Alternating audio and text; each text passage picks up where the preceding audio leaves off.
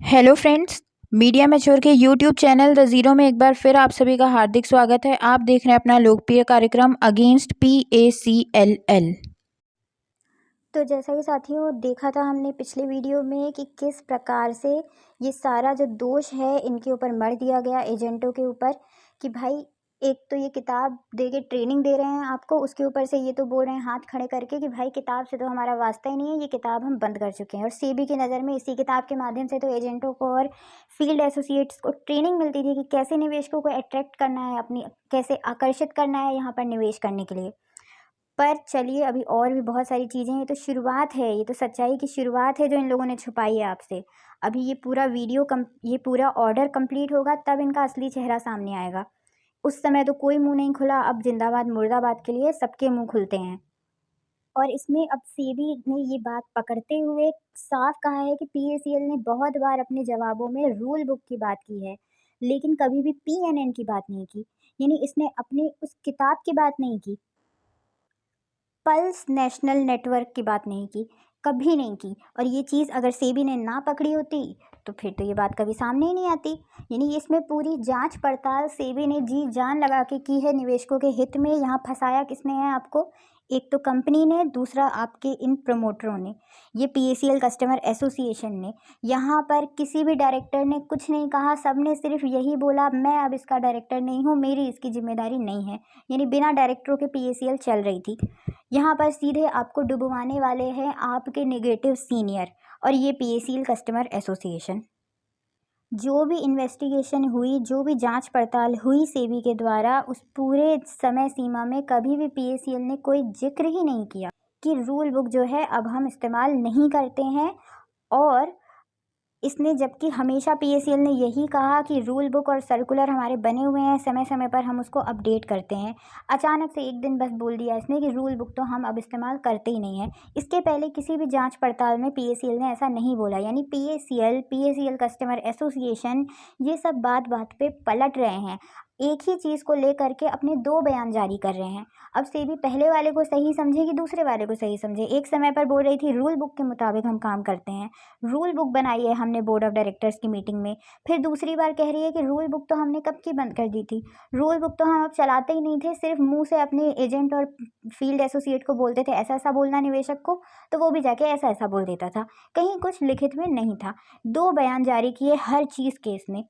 इसके अलावा सेबी ये कह रही है कि इन लोगों ने पीएनएन का जिक्र 24 नवंबर 2005 को किया था। उन लोगों ने नोटिस किया इस पीएनएन के बारे में, पूछा, लेकिन आज तक पीएसीएल ने, आज तक का मतलब 22 अगस्त 2014 तक, यानी 2005 से लेके 2014 के बीच में सेबी को कभी भी पीएसीएल ने पीएनएन के बारे में कुछ नहीं बताया। न वो किताब सौंपी, ना वो क्यों किताब छपवाई गई थी ये बताया। यानी सेबी पूछ पूछ के थक गई, पीएसीएल ने कुछ भी नहीं बताया।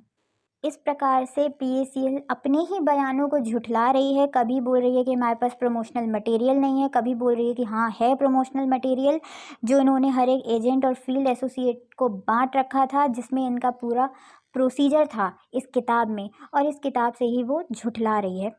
और सेबी कह रही है अगर हम इसको एक नज़र से देखें तो ये जो रूल बुक थी या ये जो ऊपर पीएनएन किताब है, ये सब एक प्रकार से एजेंटों को इसलिए दी जाते हैं ताकि वो उसका प्रमोशन करे। ये लोगों को किताबें दिखाए, अरे ये देखो किताब छपी है पीएसीएल की, अरे ये बढ़िया कंपनी है, इसमें पैसा जमा करो, एक प्रकार से प्रचार प्रसार करने के लिए। और इसके अलावा उस सैम्पल बुक का नीचे कुछ कुछ इम्पॉर्टेंट चीज़ें जो सेबी को लगी कि हमें इस ऑर्डर में मेंशन करनी चाहिए, दिखानी चाहिए, वो नीचे इन्होंने दिखाई भी है। बताइए, इतना सब कुछ कर दिया सेबी ने, इतना बड़ा ऑर्डर, एक एक चीज़ बारीकी से इस ऑर्डर में समझाई है, तभी भी ये दानगढ़ और सुनंदा कदम ने आप तक नहीं पहुंचाई। आपको क्या लगता है ये ऑर्डर में जो इतना सब कुछ लिखा हुआ है, 92 पेज, ये किसके लिए लिखा हुआ है? क्या ये सब चीज़ें क्या पता नहीं थी कि ये क्या काम करती है? क्या पीएसीएल को नहीं पता थी, या पीएसीएल कस्टमर एसोसिएशन को नहीं पता थी? ये इतना बड़ा ऑर्डर सेबी ने जारी ही हम निवेशकों के लिए किया है, आपके लिए, हमारे लिए, एजेंटों के लिए, निचले तबके के जो भी यहाँ काम करते थे फील्ड एसोसिएट, इनके लिए किया है। और इसको छिपाने का काम किसने किया? आपके सीनियरों ने। भाई ये ऑर्डर इन लोगों ने पीएसीएल को दिखाने के लिए नहीं जारी किया है, ये आम जनता के लिए जारी किया गया था ऑर्डर, और आम जनता को ये इस ऑर्डर का नहीं पता। ये एक एक छोटी छोटी चीज़ इसने यहाँ मेंशन की है, किताब ही का पूरा पूरा उठा के यहाँ पर इसने लिखा है। पूरी की पूरी पूरी किताब इन लोगों ने पढ़ी होगी, तब ना जा कर के इन लोगों ने ये 2-3 लाइनें इसमें लिखी हैं।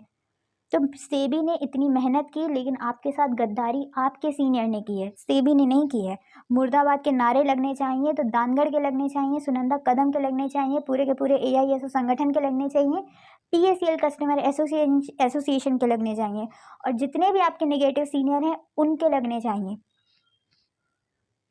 ये किताब उठाते हुए सेबी कह रही है कि इस किताब में कहीं पर ये लिखा रहता था मेथोडोलॉजी, यानी कि किस प्रकार से मेथड क्या है इस कंपनी के काम करने की।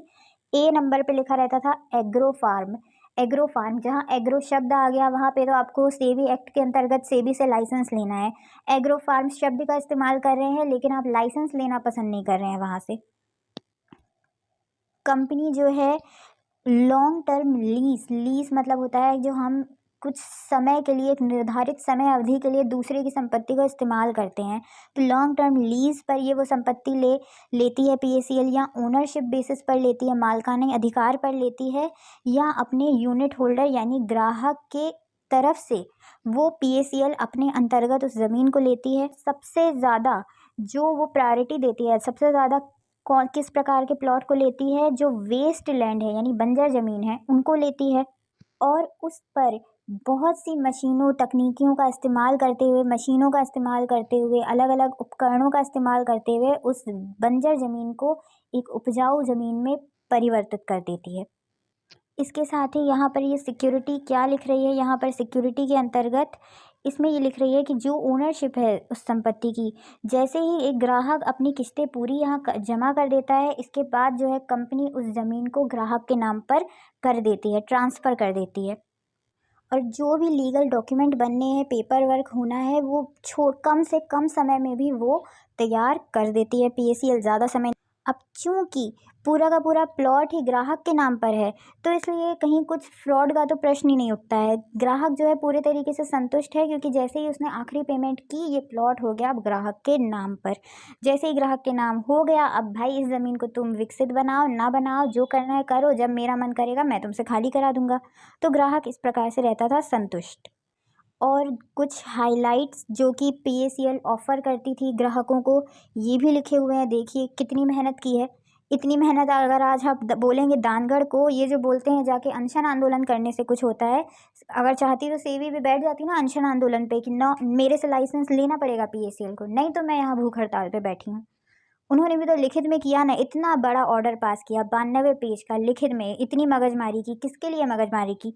इसके लिए कि आप लोग जहाँ अब अनशन पे बैठें। जब उसने इतना कुछ लिख करके दिया, अब ये किसकी जिम्मेदारी थी कि इस पर ऑब्जेक्शन उठाए?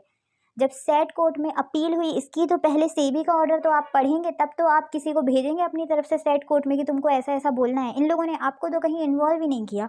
मेन जिसके पैसे की बात हो रही है, ये भंगू के बाप का पैसा था क्या? ये हमारी मेहनत का पैसा था, आपकी मेहनत का पैसा था। एक रिक्शा वाले ने इसमें 10-10 रुपए जमा किए थे, उसका पैसा था ये इन गरीबों के कारण यही कंपनी चल रही थी, और आप ही के पैसे में आप ही को कहीं इन्वॉल्व नहीं किया गया। सब सत्यानाश हो गया जब, तो चलो अब जंतर मंतर पे चलते हैं। हायर रिटर्न, यानी कि क्यों हम PACL में निवेश करें? क्योंकि PACL में बहुत अच्छे रिटर्न मिलते हैं। इसका जो सबसे अच्छा बेहतरीन फीचर है, यानी इसकी जो सबसे अच्छा गुण था PACL का, ऐसा इस किताब में लिखा हुआ था, जो ये सेबी ने ऑर्डर में छापा हुआ है, कि ये किताब में ऐसा लिखा था कि PACL में जितना ज़्यादा आप निवेश करेंगे और जितना ज़्यादा आप इंतज़ार करेंगे, उतना ज़्यादा आपको लाभ मिलेगा। यानी उसमें एक बड़े अमाउंट को निवेश करके और 10 साल तक आप छोड़ दीजिए, आपको बहुत अच्छा उससे लाभ मिलेगा। आपकी जो इनकम है, मान लीजिए हर साल दुगनी होती चली जाएगी। ऐसा इस किताब में लिखा हुआ था, जिसको सेबी ने पकड़ा कि भाई तुम एक तो इतनी सी संपत्ति दे रहे हो, उसको तुम हर साल इतनी ज़्यादा वैल्यू कैसे बढ़ा दे रहे हो? ऐसा क्या उसमें तुम उगा रहे हो भाई? इतना महंगा तो सिर्फ ये गांजा और चरस ही हो सकता है। इससे ज़्यादा महंगा तो ये दाल चावल, ये सब तो इतने महंगे तो नहीं है कि भाई उसकी तुम इतनी ज़्यादा हाई रेट कर दो।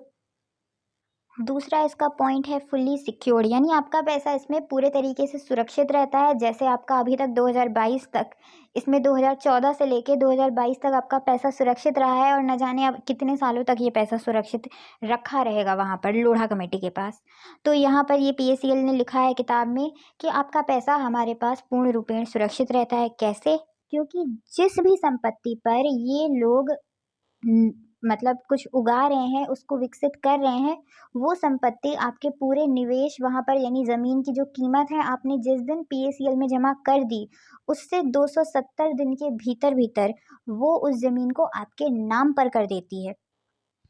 यानी कि 1 लाख की अगर प्रॉपर्टी है, जैसे ही आपने 1 लाख यहाँ जमा कर दिया, 6 महीने के अंदर-अंदर वो संपत्ति आपके नाम पे होगी। चाहे उसमें विकास का काम जो है 10 साल तक चलता रहे, लेकिन वो प्रॉपर्टी आपके नाम पर है और वही आपके नाम वाली प्रॉपर्टियाँ आज PACL में है। यही तो डुबो दिया ना इसने। कौन-सी प्रॉपर्टी आपके नाम पर है? इसमें इसके आपके जो ये भैरव सिंह राजावत है, जितने भी ये गुर्गे इसमें काम करते थे, ये दल्लों के नाम पर संपत्तियाँ हैं। आपके नाम पर एक भी संपत्ति हो तो यार बताइए आपकी तो लॉटरी लग जाती मान लीजिए। अगर एक आध संपत्ति भी आप लोगों के एक गरीब रिक्शा वाले के नाम पर होती, एक मजदूर के नाम पर होती, तो आपकी लॉटरी लग जानी थी आज। आप सीधे डाल देते क्लेम, ये संपत्ति मेरी है, ये मुझे दो। जिस प्रकार से ये CBI से इतनी सारी संपत्तियां अपनी अपनी लेके आ गए आज भी, लेकिन तब भी इनकी बहुत सी संपत्तियां वहां पर हैं, लेकिन मान लीजिए सिर्फ 10% संपत्तियां आज वहां पर जब्त हैं। बाकी जो ये संपत्तियों पर आज भी खेती बाड़ी करके पैसा कमा रहे हैं, लेकिन आपको उसका कोई लाभ नहीं मिल रहा है। और यहाँ पर लिखा हुआ है कि वो ज़मीन ही हम इसके नाम पर कर देते थे। और तब कहाँ था ये दानगढ़? इस पे ऑब्जेक्शन क्यों नहीं उठाया? तब सुनंदा कदम कहाँ पर थी? सो रहे थे क्या घोड़े बेच के वहाँ पर? आपसे चंदा लेते हैं, आपको जंतर मंतर पर लेके जाते हैं, आपसे इतनी मेहनत करवाते हैं और आप ही के लिए वहाँ पर नहीं बोला कि नहीं भाई ऐसा नहीं है, इस किताब में जो भी छपा हुआ है गलत छपा हुआ है, ऐसा क्यों नहीं कहा दानगढ़ ने? अब यहाँ पर लिखा हुआ है एक बाई बैक ऑप्शन। ये बाई बैक ऑप्शन क्या होता है ये देख लेते हैं। ये जो बाई बैक ऑप्शन देती थी ये कंपनी कब देती थी? अंत में। पूरा एग्रीमेंट जब खत्म होने वाला है उसके अंत में एक यूनिट होल्डर को यानी एक निवेशक को ये ऑप्शन का लाभ उठाने का अवसर प्रदान होता था। इस किताब में जितने भी कॉलम बने हुए हैं वहाँ पर जहाँ पर भी हेडिंग में लिखा हुआ है एग्रीगेटेड एक्सपेक्टेड रिटर्न, इस कॉलम में लिखा हुआ है इसके बारे में ज़्यादा, मतलब इसके प्राइस के बारे में लिखा हुआ है कि बाई बैक ऑप्शन में क्या था।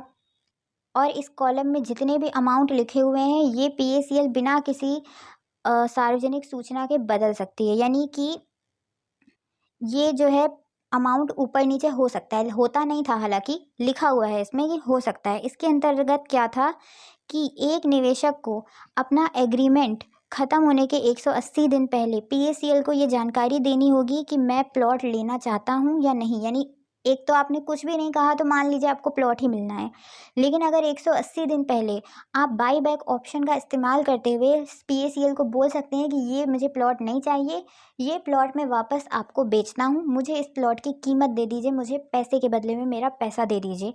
ये था बाई बैक ऑप्शन, जिसका PACL त्याग कर चुकी थी 2002 में।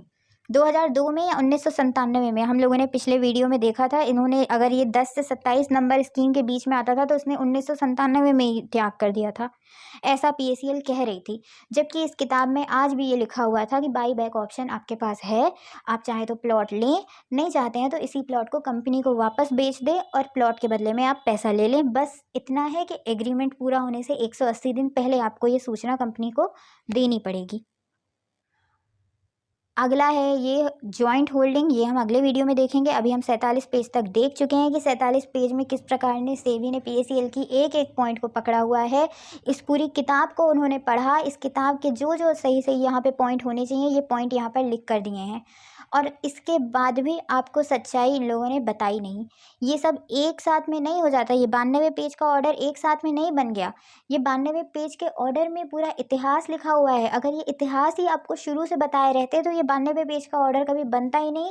2011-12 में ही सब PACL का काम बंद कर चुके होते और किसी का भी पैसा यहाँ नहीं डूबता। इस पैसे के डूबने की वजह है सुनंदा कदम, भैरव सिंह राजावत, दानगढ़।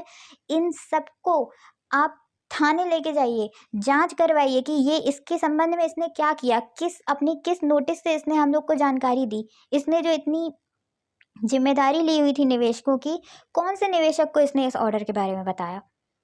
सब आपके हाथ में है साथियों, इन सब की बातों में मत आइए, क्योंकि इन लोगों ने एक बार आपको धोखा दिया है, ये दोबारा भी आपको धोखा देंगे। जो मानिए लिखित मानिए, इसको बोलिए लिखित में दो ना जो भी देना है। जंतर मंतर पे भी हम चलेंगे, लेकिन जंतर मंतर पे क्यों चलना है, लिखित में दो। लिख के दो हमको कि सेबी गलत है और आप सही हैं। लिख के दो हमको कि उस समय आपने यहाँ पर ऑब्जेक्शन उठाया था, सेबी से हम खुद बात करते हैं। लेकिन वो कभी नहीं देंगे आपको। तो चलिए साथियों, बहुत बहुत धन्यवाद। जय हिंद, जय भारत।